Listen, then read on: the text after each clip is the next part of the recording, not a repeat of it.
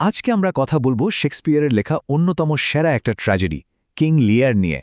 মানে চলুন দেখি কিভাবে একজন রাজার সামান্য অহংকার আর একটা ভুল সিদ্ধান্ত পুরো একটা রাজ্যকে একেবারে ধ্বংসের মুখে ঠেলে দিতে পারে। এই পুরো নাটকটা আসলে একটাই ভয়ঙ্কর প্রশ্ন দিয়ে শুরু হয়। ভাবুন তো একবার, কি হতে পারে যখন একজন শাসকের ইগো, তার অহংকার একটা আস্ত রাজ্যকে তছনছ করে দেয়। ঠিক এই প্রশ্নটাকেই ঘিরে কিং লিয়ারের গল্পটা গড়ে উঠেছে। ক্ষমতা, পরিবার আর মানসিক ভাঙনের এক মর্মান্তিক কাহিনী।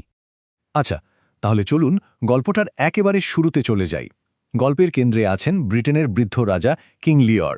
তিনি ঠিক করলেন যে আর না, এবার তিনি অবসরে যাবেন আর তার বিশাল রাজ্যটা তার ৩ মেয়ের মধ্যে ভাগবাটোয়ারা করে দেবেন। কিন্তু এই ভাগাভাগির পেছনে একটা অদ্ভুত শর্ত ছিল। রাজা লিওর একটা লাভ টেস্ট বা ভালোবাসার পরীক্ষার আয়োজন করলেন। শর্তটা কি? রাজ্যের ভাগ পেতে হলে প্রত্যেক মেয়েকে সবার সামনে বলতে হবে সে তার বাবাকে কতটা ভালোবাসে। বুঝতেই পারছেন, লিওর আসলে সত্যিকারের ভালোবাসা খুঁজছিলেন না, তার দরকার ছিল লোক দেখানো প্রশংসা। আর ট্র্যাজেডির শুরুটা কিন্তু ঠিক এখানেই। আসলে লিওরের পুরো প্ল্যানটাই ছিল গোড়ায় গলত। প্রথমত, তিনি রাজার দায়িত্ব এড়িয়ে শুধু ক্ষমতাটা ধরে রাখতে চেয়েছিলেন। দ্বিতীয়ত, তিনি আসল ভালোবাসার চেয়ে মিথ্যে প্রশংসাকে বেশি দাম দিলেন। আর সবচেয়ে বড় যে ভুলটা করলেন তা হল সততাকে পুরস্কার দেওয়ার বদলে দিলেন নির্মম শাস্তি। তো যা হওয়ার কথা ছিল ঠিক তাই হলো। বড় ২ মেয়ে গনেরেল আর রিগান একেবারে তেল মাখানো, মন ভোলানো কথা বলে গেল। কিন্তু লিওরের সবচেয়ে আদরের ছোট মেয়ে কর্ডেলিয়া সে একদম চুপ। সে শুধু বলল বাবার প্রতি তার ভালোবাসা এতটাই গভীর যে সেটা প্রকাশ করার মতো কোনো শব্দই তার জানা নেই। কর্ডেলিয়া খুব সহজ আর সৎ একটা উত্তর দিল, আমি আপনাকে ততটাই ভালোবাসি যতটা আমার কর্তব্যের মধ্যে পড়ে, এর চেয়ে বেশিও না, কমও না। কিন্তু এই সাদামাটা সততাটাই রাজা লিওরের অহংকারে গিয়ে লাগল। তিনি রেগে গিয়ে সাথে সাথে কর্ডেলিয়াকে ত্যায্য করলেন, রাজ্য থেকে বের করে দিলেন। আর বলা যায় রাজার পতনের শুরুটা হলো ঠিক এই মুহূর্ত থেকেই। এই নাটকের আরেকটা দারুণ ব্যাপার হলো, এখানে কিন্তু শুধু লিয়ারের গল্পই নেই, এর পাশাপাশি আরেকটা গল্পও চলতে থাকে, যেটা লিয়ারের ট্র্যাজেডিকে যেন আরও ফুটিয়ে তোলে। আমরা দেখতে পাই কিভাবে দুজন বাবাই তাদের নিজেদের সন্তানদের হাতে ভয়ঙ্করভাবে প্রতারিত হচ্ছেন। একদিকে আছেন রাজা লিয়ার, যাকে তার ২ মিথ্যেবাদী মেয়ে ঠকায়, আর অন্যদিকে আছেন আর্ল অফ গ্লস্টার, যাকে তার নিজের অবৈধ ছেলে এডমন্ড বোকা বানায়। সবচেয়ে দুঃখের বিষয় কি জানেন? দুজন বাবাই ভুল সন্তানকে বিশ্বাস করলেন আর ভালো সন্তানকে তাড়িয়ে দিলেন।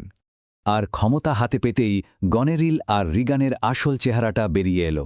বেশিদিন সময় লাগল না, তারা খুব তাড়াতাড়ি লিওরের বাকি ক্ষমতা, সম্মান সবকিছু কেড়ে নিল। এমনকি বাবাকে নিজেদের বাড়ি থেকেও বের করে দিল।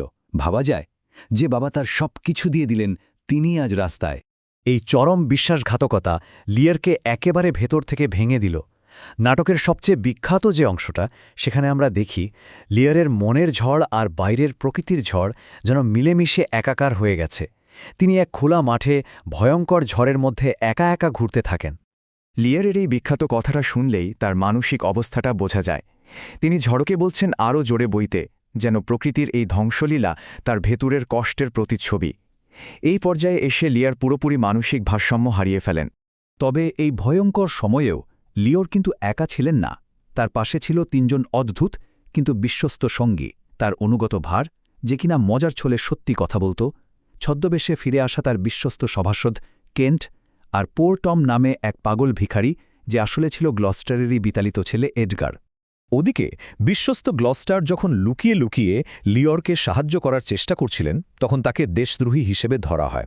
আর তার শাস্তি হিসেবে রিগান আর তার স্বামী মিলে নির্মমভাবে তার 2টো চোখ উপড়ে ফেলে। নাটকের নৃশংসতা এখানে একেবারে চরমে পৌঁছায়। এইসব ভয়াবহতা আর অন্ধকারের মাঝে হঠাৎ করেই যেন একচিলতে আশার আলো দেখা যায়। ফিরে আসে কর্ডেলিয়া, সেই তাড়িয়ে দেওয়া মেয়ে কর্ডেলিয়া, যে এখন ফ্রান্সের রানী। সে তার বাবাকে ওই নিষ্ঠুর বোনদের হাত থেকে বাঁচানোর জন্য পুরো একটা সেনাবাহিনী নিয়ে ব্রিটেনে ফিরে আসে। মনে হয় যাক, এবার হয়তো ন্যায় বিচার হবে। কিন্তু এটা শেক্সপিয়ারের ট্র্যাজেডি। এখানে আশা জাগে শুধু আরও বড় একটা ধাক্কা দেওয়ার জন্য। নাটকের শেষ অংশটা যেন একটা ভয়ঙ্কর অ্যাভালান্সের মতো, যেখানে সবকিছু একসাথে হুড়মুড়িয়ে ভেঙে পড়ে।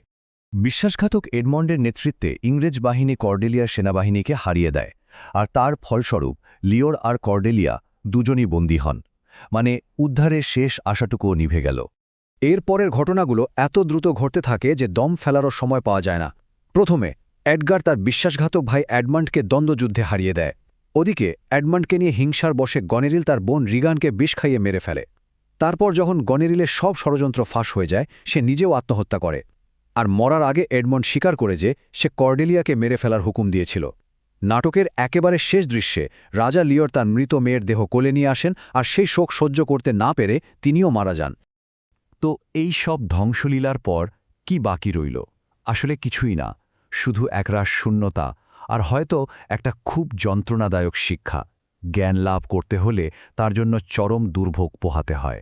নাটকের শেষে এই ভেঙে চুরমার হয়ে যাওয়া রাজ্যটার দায়িত্ব নেওয়ার জন্য মাত্র হাতে গোনা কয়েকজন বেঁচে থাকেন। চারদিকে শুধু হাহাকার আর গভীর এক বিষাদের ছায়া। তাহলে এই বিশাল ট্র্যাজেডি থেকে আমরা ঠিক কী শিখলাম? আমরা শিখি যে অহংকার আর হঠকারী সিদ্ধান্ত কতটা বিপজ্জনক হতে পারে। আমরা বুঝতে শিখি মিথ্যে প্রশংসা আর সত্যিকারের ভালোবাসার তফাৎ। আমরা এমন একটা দুনিয়া দেখি যেখানে ন্যায় বিচার খুঁজে পাওয়া প্রায় অসম্ভব। আর সবচেয়ে বড় শিক্ষাটা হলো, মানুষ অনেক সময় চরম কষ্টের মধ্যে দিয়েই নিজেকে চিনতে শেখে। কিন্তু শেষ পর্যন্ত একটা প্রশ্ন থেকেই যায়, যে জ্ঞান পাওয়ার জন্য এত মানুষকে মরতে হলো, এত ধ্বংস দেখতে হলো, সেই জ্ঞানের দাম কি আদৌ আছে? আর এই প্রশ্নটাই কিং লিয়ারকে আজও এতটা জীবন্ত আর প্রাসঙ্গিক করে রেখেছে।